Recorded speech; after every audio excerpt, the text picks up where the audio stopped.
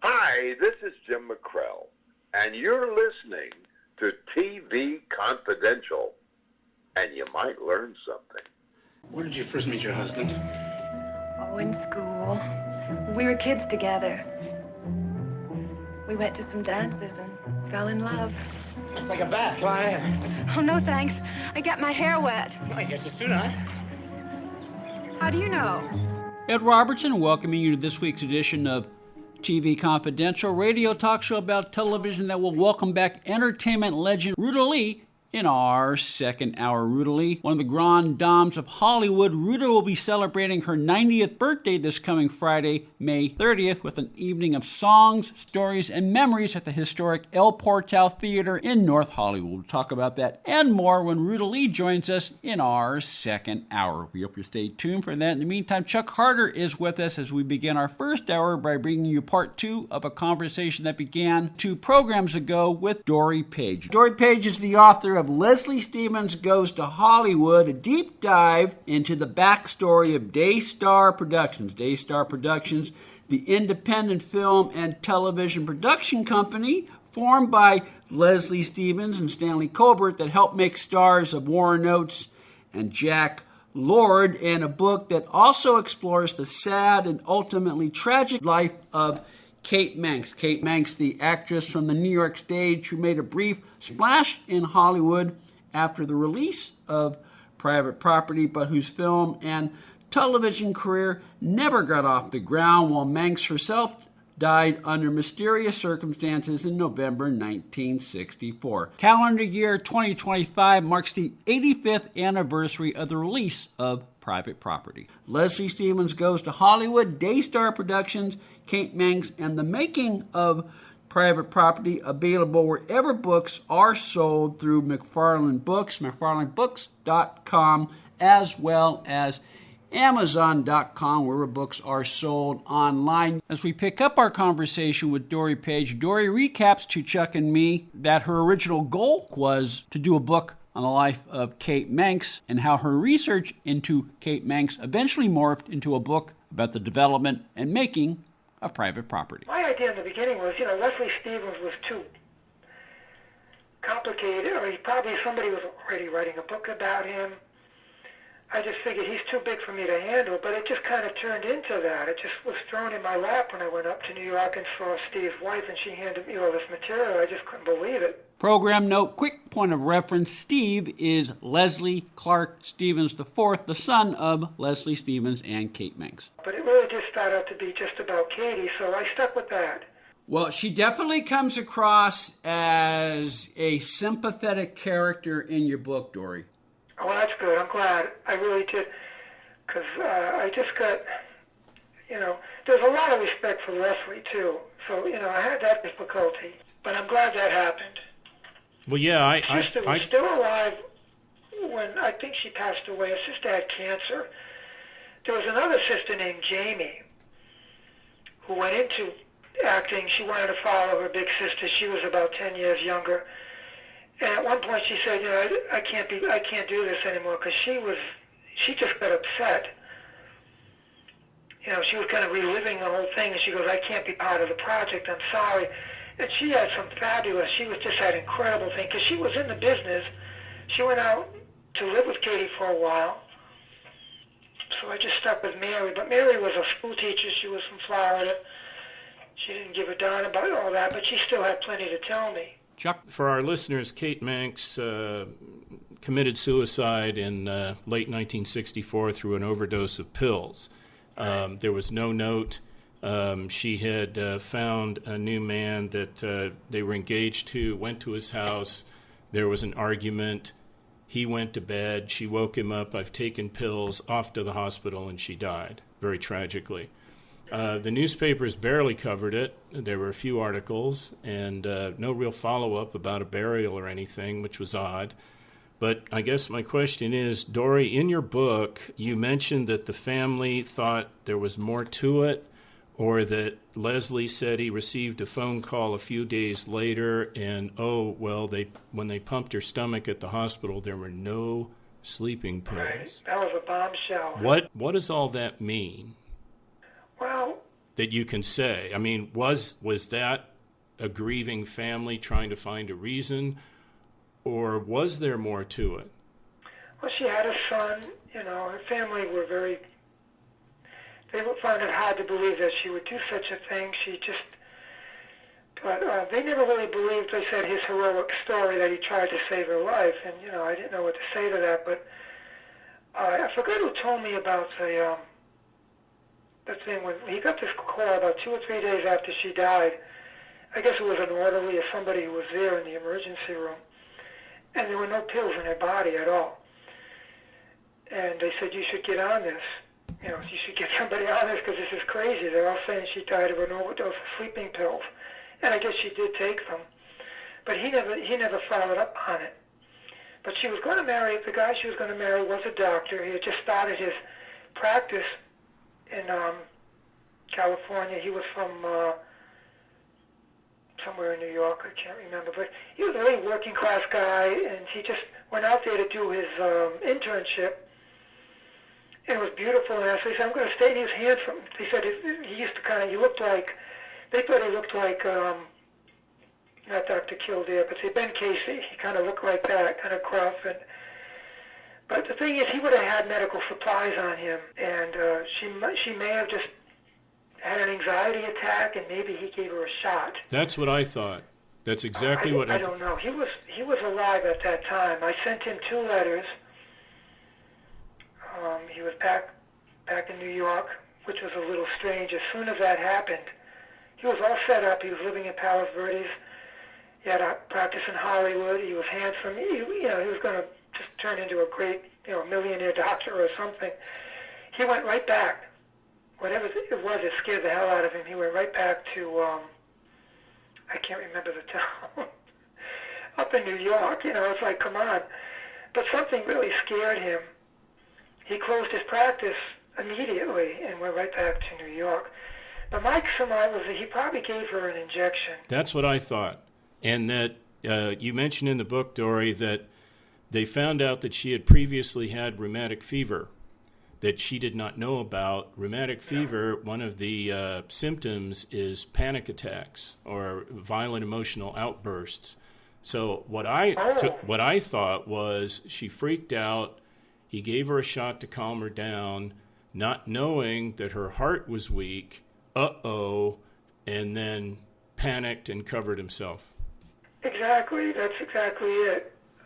And the panic attacks would speak to the up and down state she had as someone who lived with and went through depression. And so it all adds up to a very tragic story. It does. And that was a terrible time for her. 1964 was just an implosion. She lost her money.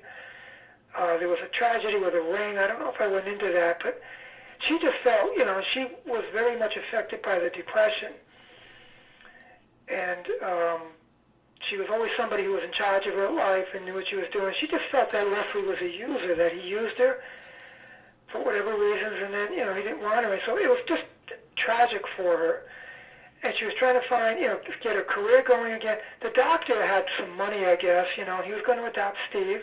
He was a very good guy, very decent guy, but he wasn't a film bred. He wasn't in the entertainment field. He didn't have any emotional makeup for holding her hand and giving her security. This guy had to get up in the morning and go to the hospital and do surgery.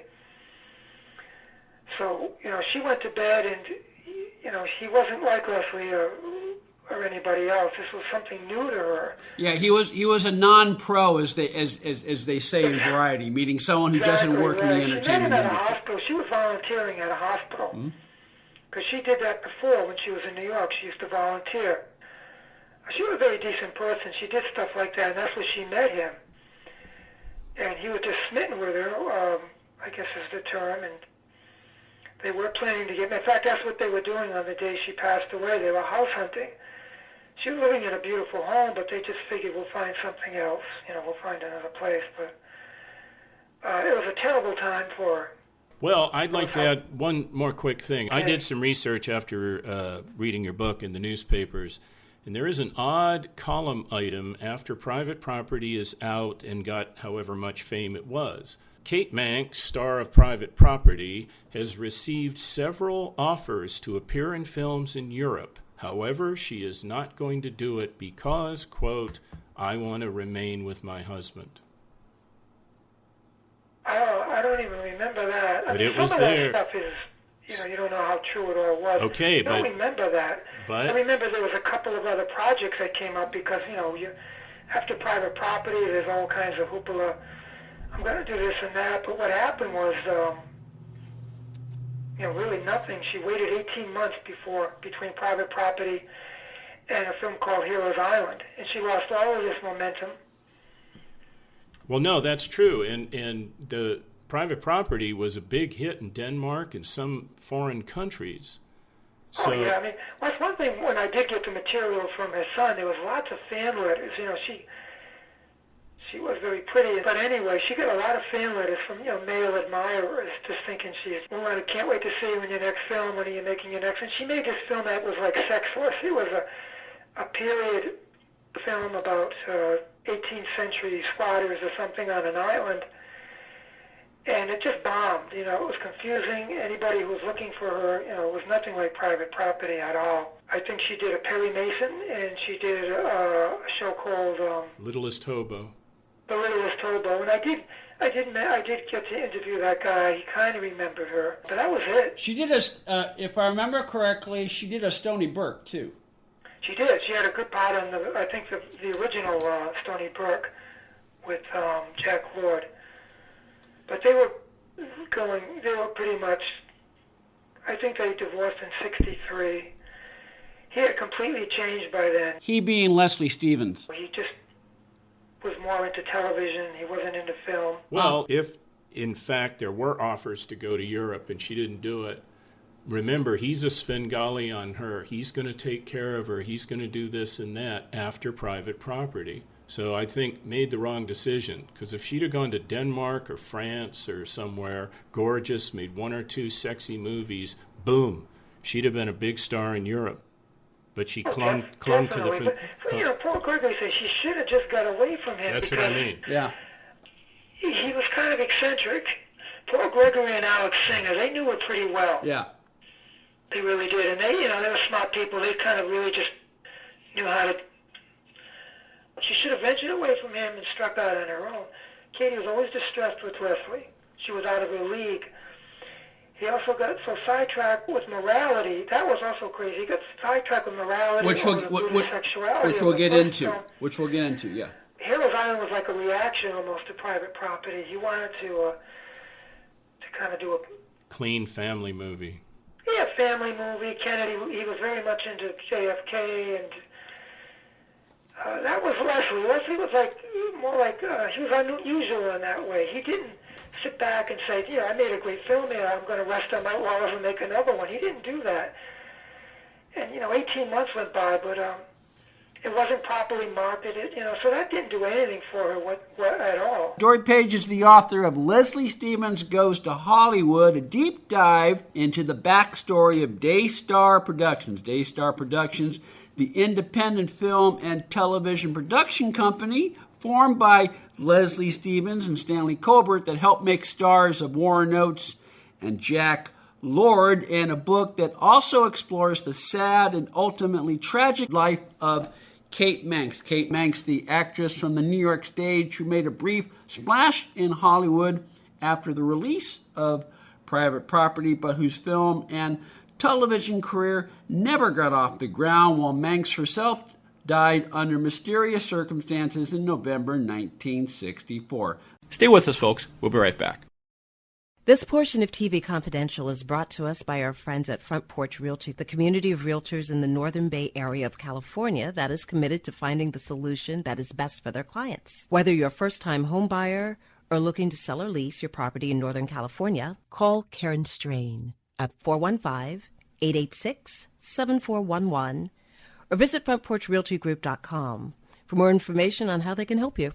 One more item. If you're starting a company, particularly one that is in an emerging market, you know that averting any sort of legal dispute is crucial to your business plan. Our friends at Tectonic Law offer an array of services that can help you avoid and preempt future litigation while also developing and protecting your intellectual property and intangible assets. Tectonic Law serves the needs of a host of emerging industries throughout California and beyond, including industrial designers, beverage makers, artists, farmers, retail stores, health practitioners, wellness experts, cosmetics manufacturers, nonprofit organizations, innovators in sustainable practices, and libraries. Go to tectoniclaw.com to learn more about how Tectonic Law can help your business thrive. tectoniclaw.com. Rock solid representation for groundbreaking industries. Hello there, my name is Hugh O'Brien, TV's Wyatt Earp. Had fun doing that show. You're listening to TV Confidential. That's a great show. Take a look at it. Leslie Stevens Goes to Hollywood, Daystar Productions, Kate Manx, and the making of Private Property, available wherever books are sold through McFarland Books, McFarlandBooks.com, as well as Amazon.com, wherever books are sold online. You touched on the indecency backlash that Leslie Stevens faced when Private Property was originally released in the United States. It did not get a rating from the Motion Picture Code. We'll touch on that in just a second. But we talk a lot about context on this show, Dore, where things that may be tame today, you have to understand why they were considered controversial back then. What was considered risque and immoral and controversial in 1960 may very well be tame and not controversial at all when seen through the lens of today. What's interesting about Private Property, especially when you look at today, it's very provocative, especially some of the angles, the way he has Kate reclining on the floor, sitting up with her legs up, and the way she was shot. It is very sexy, and yet there's nothing indecent about it at all, and yet in 1960, that got the censors uptight. I was told it was like the seduction. The film had no violence in it and no real sexual scenes. It was the drama, or just the seduction of it, and the implied violence or something. It just they said, no way are you going to get a code, and they were like knocked out. They just didn't see that coming at all. They being Leslie Stevens and Stanley Colbert. Because they figured, the film, there's nothing in it that's bad, so they just thought this is great. They got offered $400,000 for the movie right away when it was shown at the industry premiere. And they decided, we're going to hold off, but they were stuck with it. And then, of course, it's not going to get shown, so it got relegated to art houses, drive-ins, and stuff like that. But, But it was, like Stan told me, it was, I guess, the seduction, the code. They didn't really study it first. They didn't study the situation with it. They just figured it was going to be okay. They figured it's not violent. There was an assumption that it would be recognized for what it was, which was art, which was innovative, which was very stylish and very cinematic. They didn't think in terms of some of the functional day-to-day things, which is, okay, you're the filmmaker, you're the one who has to take care of getting the approval of the MPCC. Right. Now, they thought, Stan told me at one point, they thought if 20th Century bought it, and Buddy Adler went after, they would have got it because they were a big corporation. Because they compared making the film to Psycho, which came out at the same time, a little bit later. Because they made Private Property, actually, in 1959. They made it in the summer of 59. It came out in April of 60. And they said, well, how come that one, how come Psycho made it? But the whole thing was, like, they had the leverage. They said, well, it's a corporate, I forgot what the wording was. They had Alfred Hitchcock behind it. Yeah, they had him behind it. He also was smart, he put things in the film that he took out. And he said, well, I'll take these things out and leave the other stuff. But they just didn't have that kind of, they were thinking of it being a calling card, as like a form of employment to get a contract to show they're capable. So they weren't even thinking along those terms. They were just involved in the technology of making a film in a house for $40,000. They just weren't thinking at all in those terms, and it hit them overnight. They were just thunderstruck. They said, "You get a code and we'll buy the film." And they said, "What?" They said, "You get the code." They said, "We can't do it. It's your job." And they realized immediately, they had everybody at the screening. They had priests. They had all of this stuff fell apart within 6-7 years. It just fell apart. And again, I mean, context is everything. What was considered suggestive in 1959, 1960 is relatively tame today. Dore Page is the author of Leslie Stevens Goes to Hollywood, Daystar Productions, Kate Manx, and The Making of Private Property, available wherever books are sold through McFarland Books, McFarlandBooks.com, as well as Amazon.com, where books are sold online. We'll talk some more, Dore, when we come back on TV Confidential. Who needs a vacation? Are you ready for an unforgettable getaway? Start packing your bags because Branson, Missouri, the vacation and entertainment capital of the U.S., is calling your name. For just $99 per person, here's what you get. A full 3-day, 2-night stay in a luxury resort hotel. A delicious full breakfast buffet every morning you're here. And when you call right now, free show tickets worth up to $100. That's right, free show tickets to an award-winning show on us. You don't have to leave the country for an amazing vacation. You can drive or fly to Branson and have an incredible time. Whether you bring in the whole family or just planning a romantic escape, this trip is built for you. We guarantee you'll love Branson. This is not a timeshare. It's just an unbeatable vacation deal for only $99 per person. You book now, you can use your tickets anytime this year. You don't even need to know your travel dates to lock in the special price. Hurry, because this offer won't last long. Call our Branson vacation experts today. 800-435-1887. 800-435-1887. 800-435-1887. That's 800-435-1887.